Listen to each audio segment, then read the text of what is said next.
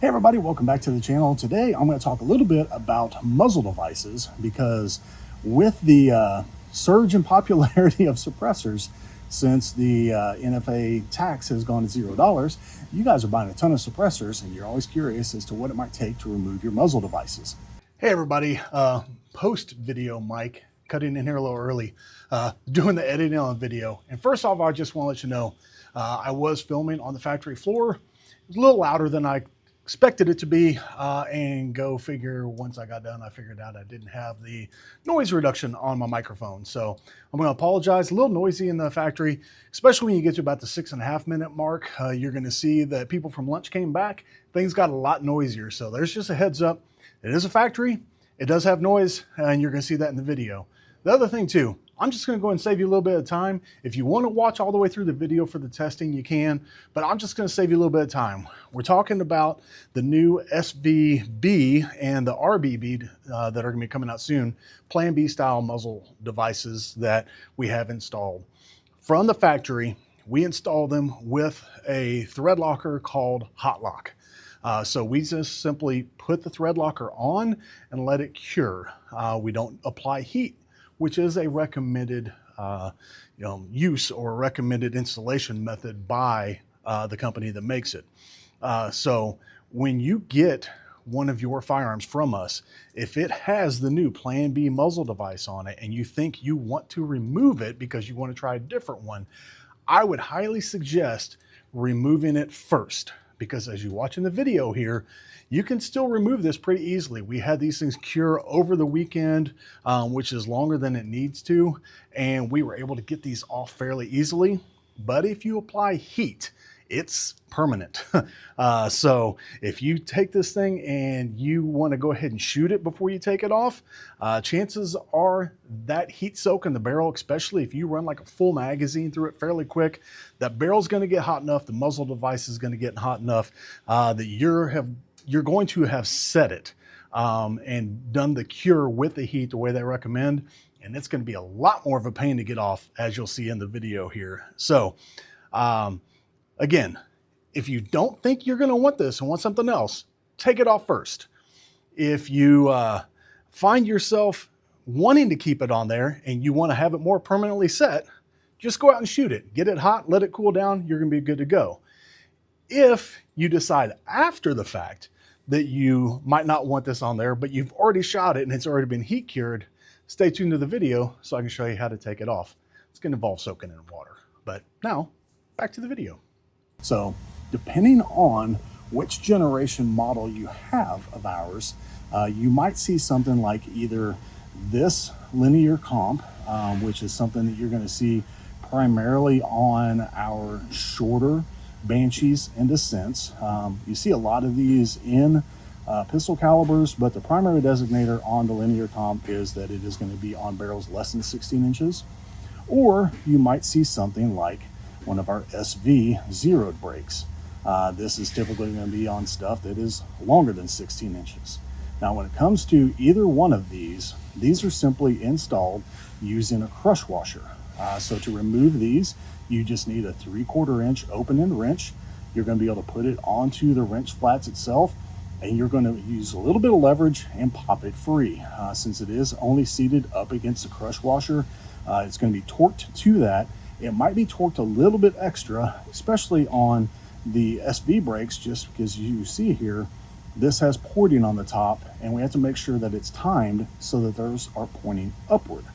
So if we have it at the crush washer and we have it at the right torque spec and it's not quite aligned, we still might have to crush that washer just a little bit more to get that off. So it might need a little extra leverage, but with these two, it's simply a 3/4 inch open end wrench and a little bit of leverage, and they should come off.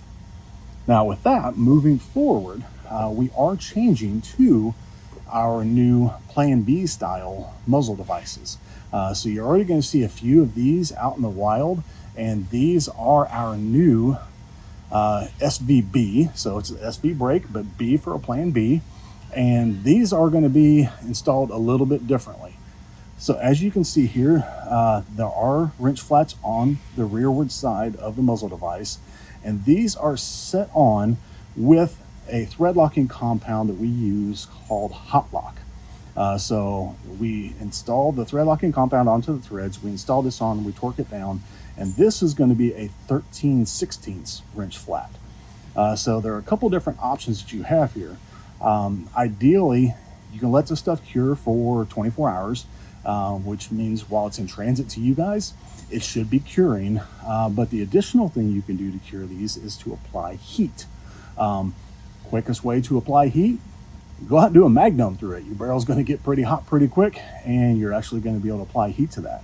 But I want to show you how to remove this. So the one I have in my hand right now, this is what I'm affectionately calling my control barrel, because this is installed just like we would install it from the factory, with the hot lock on it and torque down and no heat applied. Because we know some of you guys might want to remove these once you get it, because you might not want a Plan B muzzle device. You might want a different kind of muzzle device. So I'm going to start off here with this one. I'm going to get this thing snug down to my vise pretty good. I'm grabbing a 13/16 wrench, as you can see here, and I am simply going to try to unscrew this. And it should, a little bit of force, and you did see the wrench move.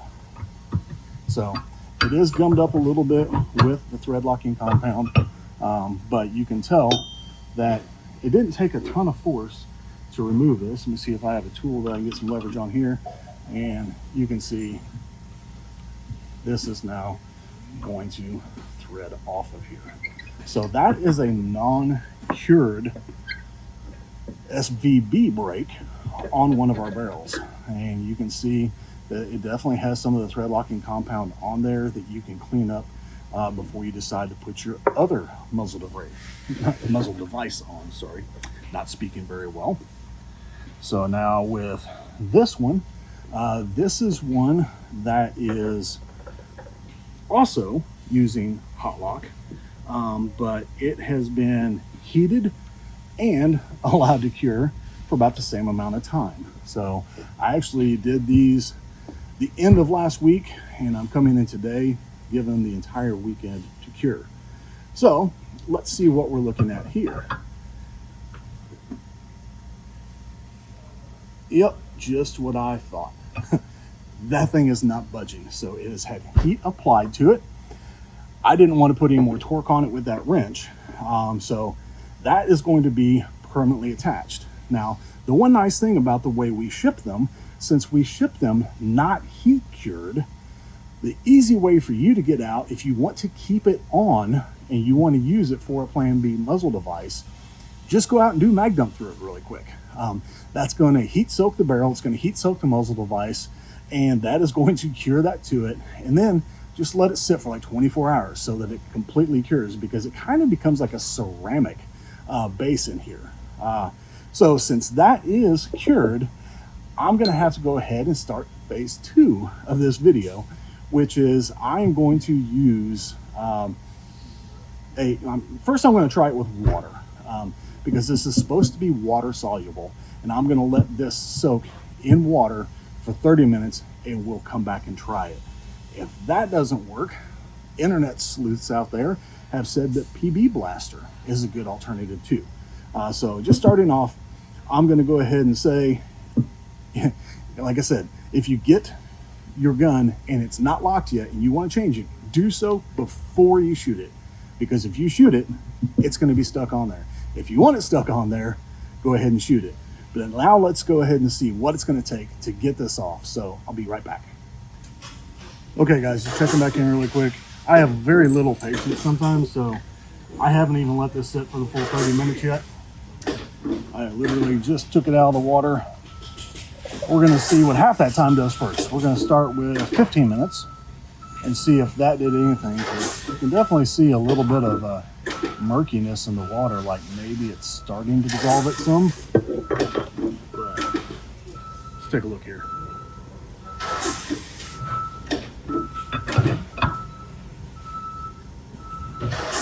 That's still set on there pretty solid.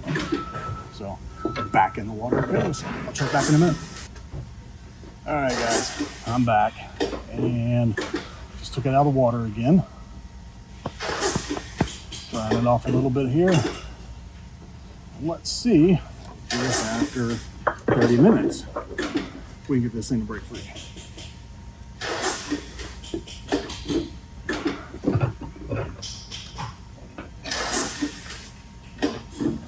And it did.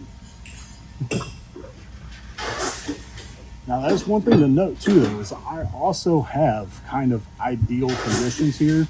I literally have the barrel in a vise. I have a very specific wrench for it. So if you guys are looking to try to remove one of these at home, I would highly recommend having something like a reaction rod or something to be able to make sure you've really got your barrel reinforced. And I apologize about that sound.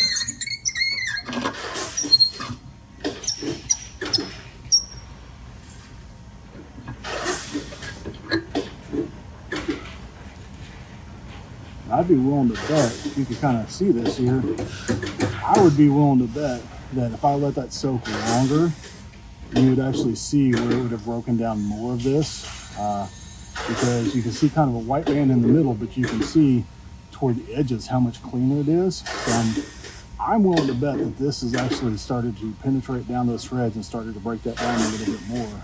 So half an hour is able to do it, and I can definitely see that it's gummed up inside here too. So when I took this off, it took some of that stuff with it.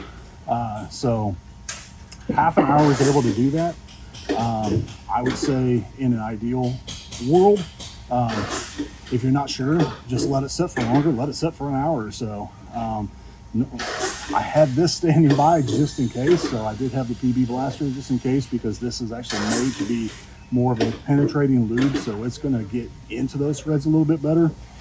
So that might be something you look at too if you need to get it off a little bit faster. But the summary of this video is we ship it with the hot lock applied. If you don't want it to be permanent, take it off as soon as you get it and change the muzzle device. If you want it to be permanent, go out and do a mag dump through it, or I mean just cycle a full magazine through it, and you're probably going to heat soak the barrel enough to actually go ahead and cure that, especially if it sits for 24 hours.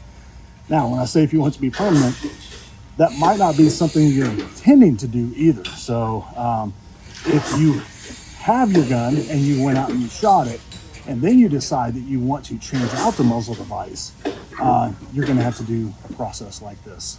So hopefully this is a little bit informative for you. You kind of know what to look for when you do see our new SBB brakes and the new RBB brakes, which aren't out yet. But thanks for tuning in, guys. And as always, stay safe out there.